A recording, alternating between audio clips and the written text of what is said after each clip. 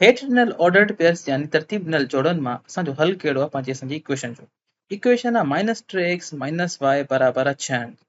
हाणे ॾिसो, जॾहिं बि तव्हां ऑर्डर्ड पेयर खणंदा हो त उन में जेको पहिरियों अंग हूंदो आहे उहो x खे ज़ाहिर कंदो आहे ऐं ॿियो अंग जेको हूंदो आहे उहो y खे ज़ाहिर कंदो आहे।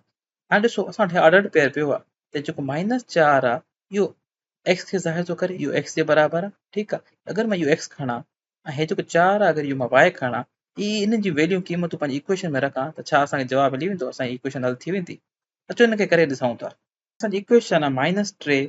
हाणे जिते जिते x हूंदो असां x जी जॻह ते -4 रखंदासीं। ठीकु आहे, x जिते जिते हूंदो त x जी जॻह ते -4 रखंदासीं। -3 ज़रब ॾींदासीं -4 सां, उन मां पोइ असां कट कंदासीं y। हाणे y जी वैल्यू असां वटि छा आहे, क़ीमत छा आहे, असां वटि उहो 4 मिलियल आहे ऑर्डर पेयर में। ठीकु आहे, हाणे y जी जॻह ते असां रखंदासीं 4।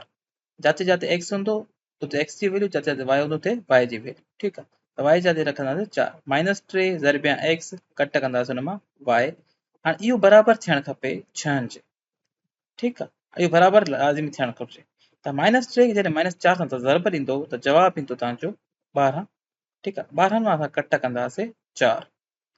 ठीकु आहे, 12 मां 4 कट कंदासीं। हाणे इहो बराबरि थियणु खपे 6 जे।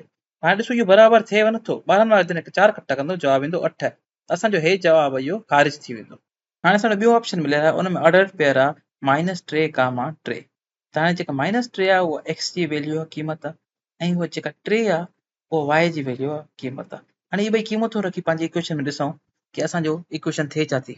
हाणे -3 ज़रब ॾींदासीं x सां, x जी वैल्यू असां वटि मिलियल आहे -3, त उन में -3 रखंदासीं। ठीकु आहे, उन मां असां कट कंदासीं, माइनस कंदासीं y जी वैल्यू। ऐं जॾहिं y जी वैल्यू कट कंदासीं, y जी वैल्यू असांखे 3 मिलियल आहे। ऐं हिनखे बि असां नीरे रंग सां रखूं, ॿियो हिनखे मिटाए करे असां नीले रंग सां रखूं। हाणे इन मां 3 कट कंदासीं। हाणे इहो बराबरि अचणु खपे, अॻ में जी 6 जे बराबरि आहे, छो इक्वेशन में 6 मिलियल आहे, त इहो बराबरि असांखे अचणु खपे 6 जे। ठीकु आहे, हाणे जेको -3 खे त -3 सां ज़रब ॾींदव तव्हांजो इहो ईंदो 9 जे बराबरि। 9 मां तव्हां 3 कट कंदव, इहो बराबरि अचणु खपे 6 जे। 9 मां जॾहिं तव्हां 3 कट कंदव त ॾिसंदव इहो वाक़ई 6 जे बराबरि आहे, त तव्हांजो जवाबु ईंदो 6 बराबरि 6। हाणे त इहो जेको असांजो ऑर्डर पेयर आहे इहो असांजो जवाबु आहे। त इहो जेको असांजी सिस्टम जो जेको हल आहे, सॉल्यूशन आहे, इहो ऑर्डर पेयर आहे। ठीकु आहे, त असांजो हे सिस्टम हल थी वियो।